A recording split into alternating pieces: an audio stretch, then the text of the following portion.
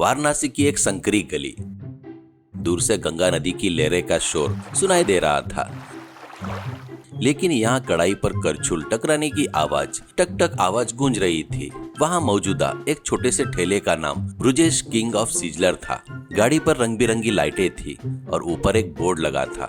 उस पर ब्रुजेश की तस्वीर, जिसमें वो हवा में चिकन उछालता हुआ दिख रहा था। सिर पर लाल रंगे हुए बाल, आंखों पर काला चश्मा और मुंह में हमेशा पान चबाते रहता था। उसके ठीक बगल में उसका दाया हाथ चिंटू खड़ा था।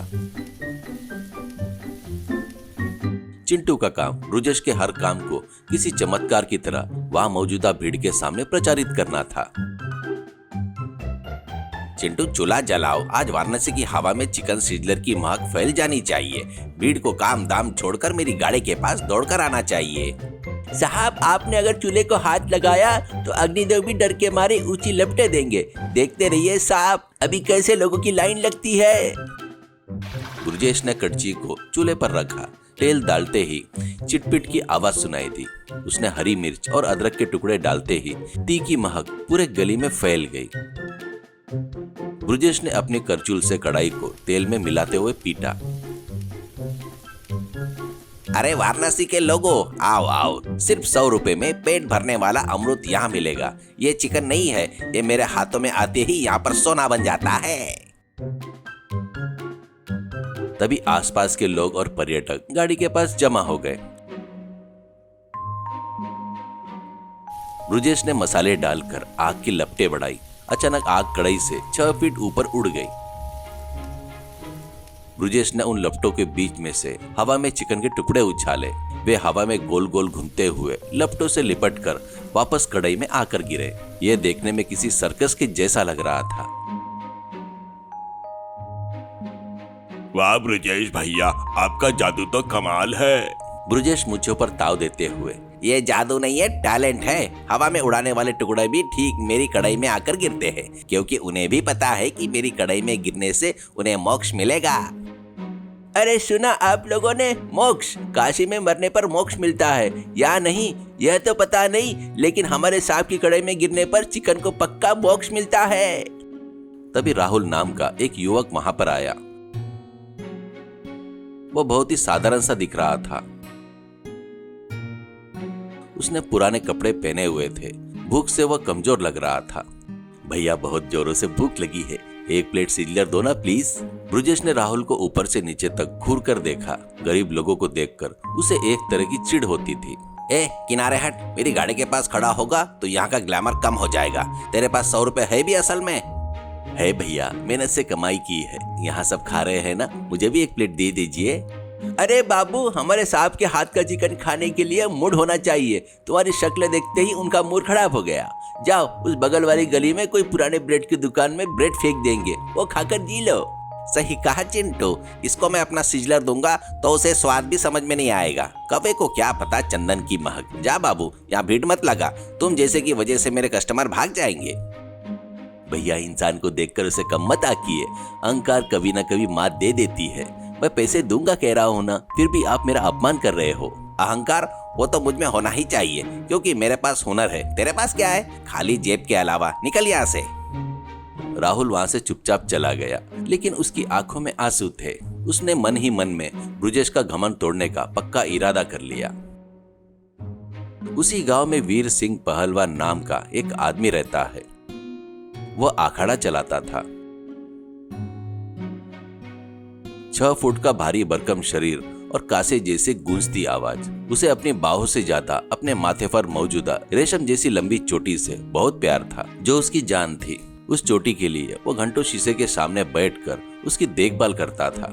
उसके सहायक के रूप में मंगल वहां पर था। मंगल हमेशा एक हाथ में शीशा और दूसरे हाथ में खुशबूदार तेल लेकर पहलवान के पीछे पीछे घूमते रहता था। राहुल सीधे अखाड़े गया। वहां पर पहलवान अपने बाइसेप देखकर खुश हो रहा था। राहुल दुखी होने का नाटक करते हुए, पहलवान जी, कितना अन्याय हो गया है। मैंने सोचा था कि इस गांव में आपसे सब डरते हैं, लेकिन एक मामूली चिकन पकाने वाला आपका मजाक उड़ा रहा है। पहलवान करसते हुए, कौन है वो? मेरा नाम सुनते ही गंगा नदी की लहरें कांपने लगती है। मेरा मजाक उड़ा रहा है? कौन है वो? और कौन पहलवान जी? वो ब्रुजेश। वो आज बीच चौराहे पर खड़ा होकर कह रहा था, पहलवान के तो डोले ही है पर दिल नहीं है। मेरी गाड़ी के पास की आग की गर्मी नहीं सह सकता, खास तौर पर आपकी चोटी, वो तो डुप्लीकेट है, वो आज लगते ही जलकर राख हो जाएगी, ऐसा कहकर हंस रहा था। मंगल हैरान होते हुए, क्या बात कर रहे हो पहलवान जी? सुना आपने? हमारी चोटी को डुप्लीकेट बोल रहा है। इस चोटी के लिए हम जो स्पेशल मसाले तेल खरीदते हैं, क्या उसे पता है क्या? पहलवान गुस्से में उबलते हुए, वो मेरी चोटी के बारे में ऐसा बोला? मंगल, चल उस ब्रुजेश की गाड़ी के पास चलते हैं।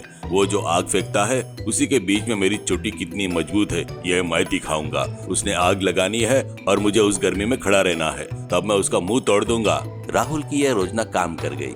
यह सोचकर वो मन ही मन मुस्कुराता हुआ उनके पीछे पीछे चला गया। ब्रुजेश की गाड़ी के पास भीड़ वैसे ही थी। ब्रुजेश हवा में चिकन उछालते हुए बड़ाई मार रहा था। देखा चिंटू, आज सिजलर की कढ़ाई में आग कितनी सुंदर लग रही है। साहब, आपकी लपटें देखकर तो सूरज भी आज छुट्टी ले लेगा। तभी वीर सिंह पहलवान भारी कदमों से वहां पर पहुंचा। कुछ लोग डरकर पीछे हट गए। ए ब्रुजेश, बंद कर अपनी नौटंकी। मेरी चोटी डुप्लीकेट है ऐसा बोला तूने?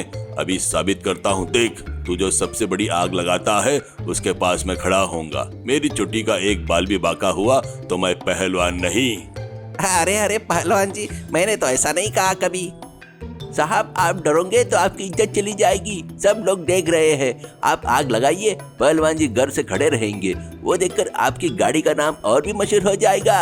ब्रुजेश को यह विचार बहुत पसंद आया। पहलवान मेरी गाड़ी के पास आकर खड़ा हुआ है, यह सोचकर वो अपना प्रचार कर सकता है, ऐसा सोचता है। ठीक है पहलवान जी, आइए ये कढ़ाई के पास खड़े हो जाइए। मेरी कुकिंग की गर्मी आपको अभी पता चलेगी। पहलवान गर्व से कढ़ाई के पास खड़ा हो गया। मंगल ने शीशा पहलवान के चेहरे के सामने रखा, उनकी चोटी ठीक करने लगा। ब्रुजेश ने कढ़ाई में भारी मात्रा में तेल डालकर आग को एकदम से बढ़ा दिया। आग आसमान की तरफ उठी। ब्रुजेश ने चिकन के टुकड़े हवा में उछाले। ठीक उसी समय राहुल ने भीड़ के बीच में से आकर एक छोटी सी लकड़ी से ब्रुजेश की कोहनी पर बिना किसी के देखे जोर से मारा। ब्रुजेश के हाथ में मौजूदा करछुल ने कढ़ाई को एक तरफ धकेल दिया। बस हवा में उड़ती हुई आग की लपटें, आग से भरा तेल और गरम गरम चिकन के टुकड़े सीधे जाकर पहलवान के माथे पर गिर गए। अरे बाप रे, अम्मा जल रहा है। मंगल, कुछ हो रहा है। अरे मंगल। अरे पहलवान जी, आपकी चोटी में आग लग गई, धुआं निकल रहा है। पल भर में पहलवान की चोटी चटपट की आवाज के साथ जल गई। रेशम जैसी चोटी अब जली हुई रस्सी की तरह दिख रही थी। उस गली में पूरे बाल जलने की पूरी बदबू आ रही थी। सब लोगों ने अपनी नाक बंद कर ली थी।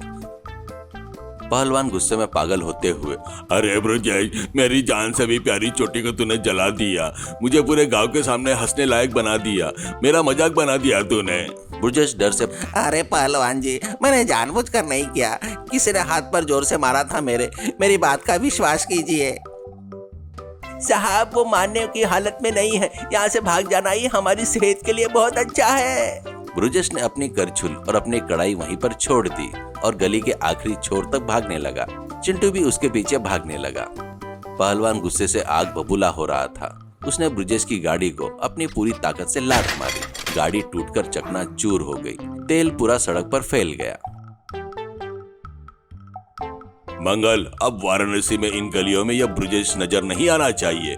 दिखा तो उसे भी इस चिकन की तरह भून दूंगा। भीड़ तितर बितर हो गई। रात हो गई। ब्रुजेश धीरे से अपनी टूटी हुई गाड़ी के पास आया। जले हुए चिकन के टुकड़े, टूटा हुआ बोर्ड देखकर उसकी आंखों में आंसू आ गए। तभी वहां पर राहुल आया। क्या हुआ ब्रुजेश भैया, आपके किंग ऑफ सिजलर का साम्राज्य ढह गया? आपकी आग कहाँ गई? आपका घमंड कहाँ गया? ब्रुजेश सिर झुकाकर, बाबू, मैंने गलती की। अपने अंदर के थोड़े से हुनर को देखकर मैं घमंड में आ गया था। भूख से आए तुम्हारा मैंने अपमान किया, उसी की सजा भगवान ने मुझे ये दे दी है। देखो ब्रुजेश, हुनर दूसरों को बांटने के लिए होता है, सम्मान कमाने के लिए होता है। तुम्हारे अंदर खाना बनाने का हुनर है, लेकिन इंसान से प्यार करने का गुण नहीं। उस दिन अगर तुम मुझे एक प्लेट चिकन दे देते तो तुम्हारी गाड़ी आज इस हालत में नहीं होती। तुम्हारे अहंकार ने ही तुम्हें यह लाकर खड़ा कर दिया है। सच कह रहे हो बाबू, आज मेरा सब कुछ खत्म हो गया है। लेकिन मैंने एक बहुत बड़ी सीख सीखी है आज। अब मैं फिर से गाड़ी लगाऊंगा, चाहे गरीब आए या अमीर, मैं सबको सम्मान नजर से देखूंगा।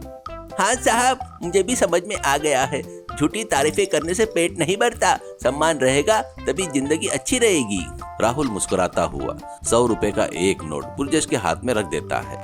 ये लो, उस दिन मैंने सिजल के लिए जो 100 रुपए लाया था ना, इसे अपनी नई गाड़ी के लिए एडवांस के रूप में रख लो। लेकिन याद रखना, खाने में मसाले से ज्यादा विनम्रता होनी चाहिए। ब्रजेश ने उन 100 रुपए के नोट को आंखों से लगा लिया। उसका अहंकार पूरी तरीके से खत्म हो चुका था। गंगा नदी के किनारे अब ठंडी हवा बह रही थी, ठीक ब्रजेश के शांत मन की तरह। सीख, अत्यधिक अहंकार और दूसरे को नीचा दिखाने की आदत हमारे हुनर को भी बचा नहीं पाती। विनम्रता के बिना विद्या और हुनर पूरी तरह व्यर्थ है।